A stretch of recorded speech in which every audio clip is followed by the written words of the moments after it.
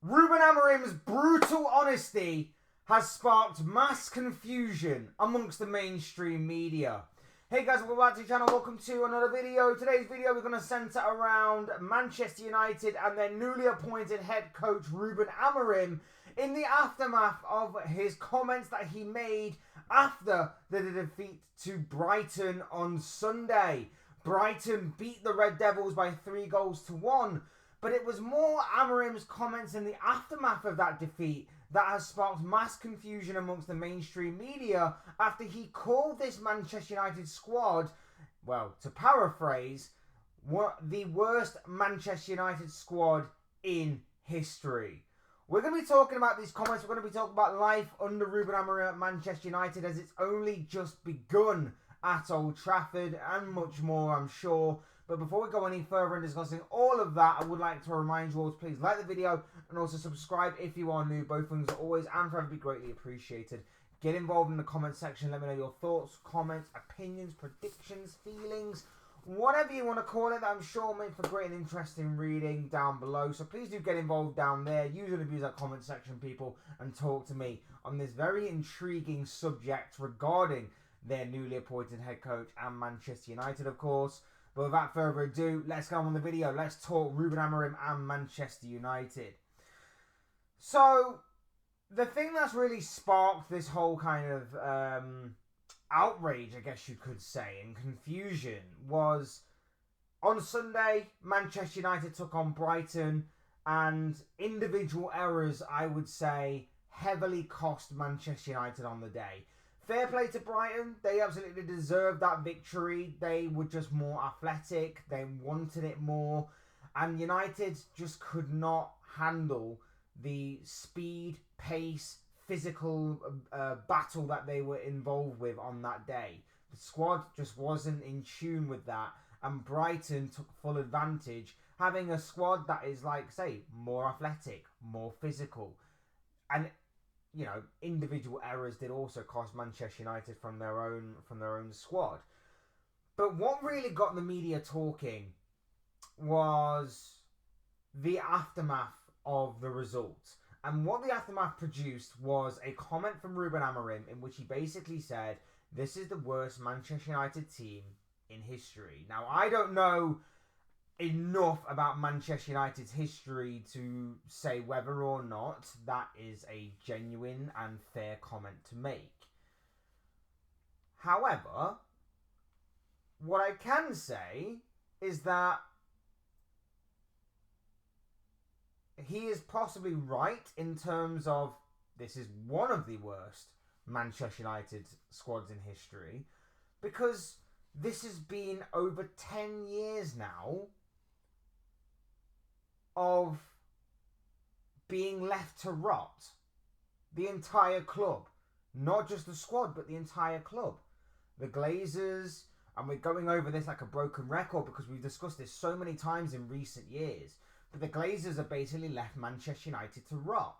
In the post-Sir Alex Ferguson era, United may have won some trophies along the way, but for the most part, they've not been competing at the level that obviously Sir Alex Ferguson got them to in the 90s and the noughties and even at the beginning of the 2010s.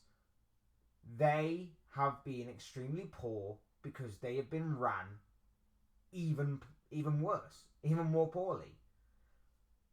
The mainstream media's comments on Amorim coming out and saying this stuff, look, it's brutal honesty. Absolutely brutal honesty. But maybe that's the only way to get through to some of these players. Maybe that's the only way to get through to the board. Maybe that's the only way to get through to the people in power.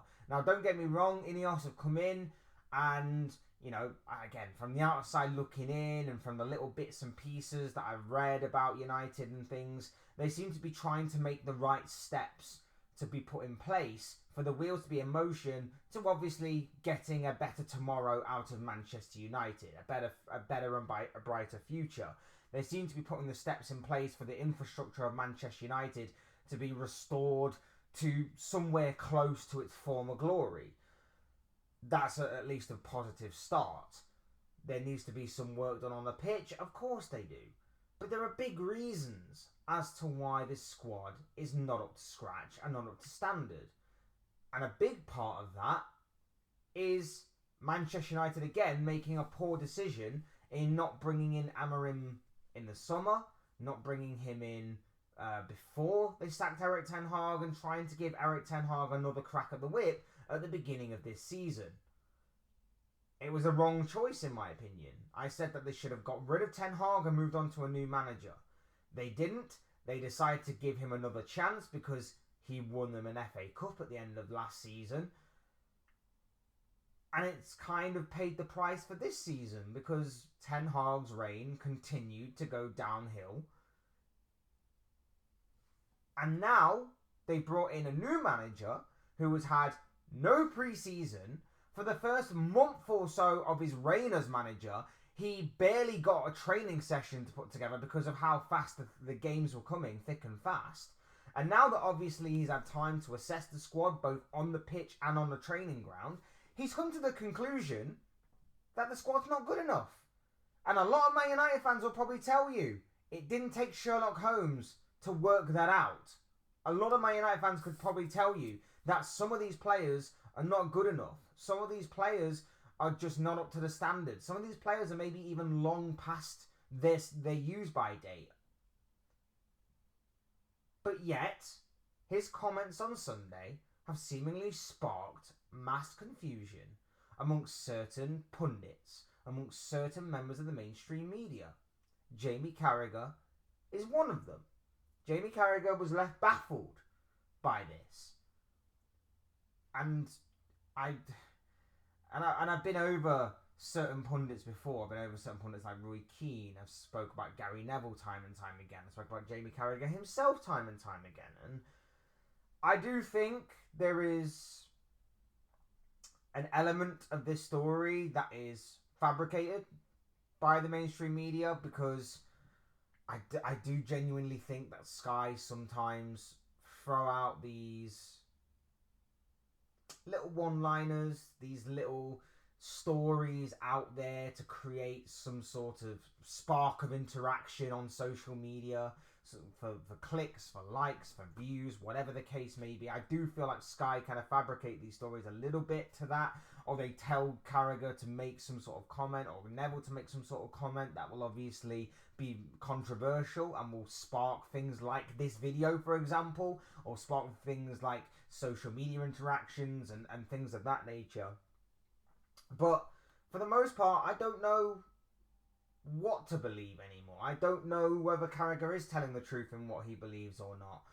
I am under the impression, and there was a tweet about this not so long ago that I really did admire and actually made me stop and think, that the Jamie Carragher that we see on Sky is a very different Jamie Carragher to what we see on the Champions League nights, that show that he does with the likes of Mika Richards and Thierry Henry. It does seem like it's two very different versions of Jamie Carragher in that respect. And I'm sure Carragher isn't the only one. I think TalkSport were talking about it. They were confused by it. Sky Sports especially were confused, and a lot of others are probably confused and sat there going, why has he done this in the public eye? Why has he not done this behind closed doors? And I'm just confused, but I'm confused why they're confused, in all honesty, because I think sometimes going out into public does give a kick up the backside to the people that need to hear it the most. Does give a kick up the backside to the players, maybe to book up their ideas and maybe start proving why they deserve to not be on the chopping block at Manchester United. Probably gives a kick up the backside to the ownership that is basically a cry out for help. I mean, let's face it, we are 21 days now into the transfer window. We are like 3 weeks into the transfer window. And yet, there's been very little movement at Manchester United in terms of incomings. But at least outgoings, they're starting to shift some of the dead wood. Anthony's gone out on loan. There's the very big potential and possibility that Alejandro Garnacho and Marcus Rashford, Casemiro maybe on their way out in the final days that remain of the winter transfer window. So it does show that there is movement. And like I say, the infrastructure is seemingly improving. The squad definitely needs improving, but there is a lot of dead wood there. And for anybody that is basically thinking that this is basically a quick fix, this isn't Football Manager. This isn't a FIFA game or EA Sports game or whatever the hell they're calling it these days. There's no quick fix to this. There is absolutely no quick fix to this. It's not as simple as you as saying, right, you're gone, you're gone, you're gone, and then you're going to come in and you're going to come in and you're going to come in and fix this squad. It's not as easy as that. United need to go through a process of identifying the right targets by position and suitability to Amorim's philosophy and style. They don't have to necessarily be the perfect fit for right now, but they could be squad players. They could be players that can play a role at certain stages. They can be players that even you bring in to hit a certain stage of a long-term project. So they may not be there for the final part of the project, but they could be a very big helpful use to get to a certain stage for them to turn around and go, right, you've played your part wonderfully. We thank you for that, but it's time you move on, and it's time we bring in this bigger and better upgrade with all due respect. It's clear the squad is not up to standard. There are certain areas that need to be improved upon, whether in terms of quantity or quality. There are certain areas that need to be strengthened, need to be reinforced, and there are certain areas that are very important to Amorim's philosophy that clearly are not up to standard anyway. Wing back, in my opinion, especially because, like I say, at Sporting, he relies a lot on wing backs. Already this season, he's tried the 3/5 at the back kind of system that can obviously morph and interchange and adapt. And it clearly can work to an extent, but it needs the right players. It needs the right players to carry out the right jobs. And for me, I'll go back to Carragher's confusion. I think the main area of his confusion is basically that he's seen this United side draw to Liverpool, knock Arsenal out of the FA Cup, beat bottom of the table Southampton, and then lose to Brighton, and then Amorim's come out and said all this stuff. And then he's turned around and gone, well, you weren't saying that when, you knocked out Liverpool, you knocked out Arsenal in the FA Cup, you drew to Liverpool, you beat Southampton, so all of a sudden now you lose a game, and suddenly you're the worst team. That is where I believe it. I'm not obviously trying to speak for him, but that's where I believe it mainly stems from. And it's just far from the point. It's far from the truth as to what he really means on this. So there is no quick fix. You have to look beyond the results sometimes. You have to sometimes look beyond the performances. You sometimes have to look at the bigger picture in these types of scenarios. This man has had no pre-season. He's had no players so far be brought in. And yet, this is the car crash that he's basically adopted since jumping ship from Sporting to Manchester United earlier on this season. And him coming out and basically being brutally honest suggests to me that he seemingly has tried everything with this squad over the past couple of months that he's been in charge to try and get them to do something, and he's basically gone, no, you know what, we need to go a bit more extreme here, and we need to call it out in public.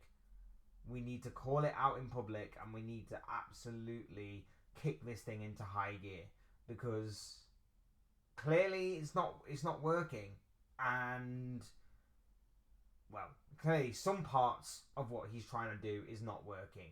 So that's why he's gone brutal with it. That's why he's gone absolute full honesty. And I think as fans, sometimes you just admire that. There's no point papering over cracks. There's no point trying to make things all smiley and sunshine and rainbows all the time, even when they're not, and trying to lie to the fans, because fans are getting smarter and fans see through those kind of lies and that kind of stuff. So I do think the brutal honesty side of it is somewhat refreshing.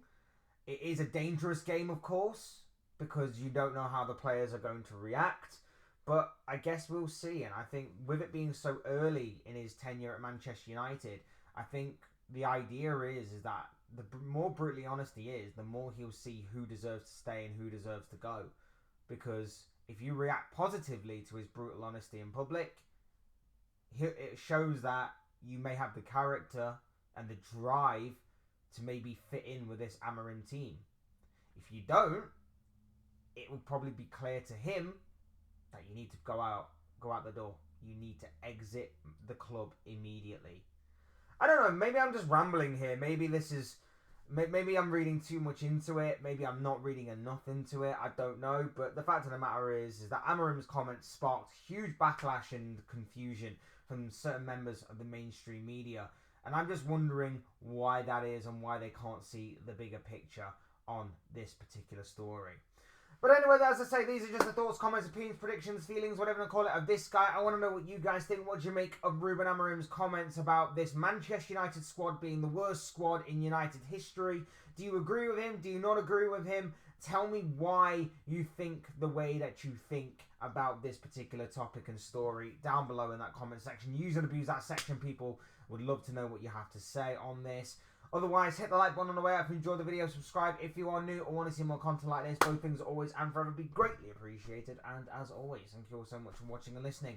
I've been Fletch. This has been another Fletch Talks video. And I'll see and speak to you all again soon in another video or live stream or whatever it may be. Cheers, guys. Thanks everyone for watching. Take care. Enjoy the rest of your day. And I'll speak to you all again very, very soon.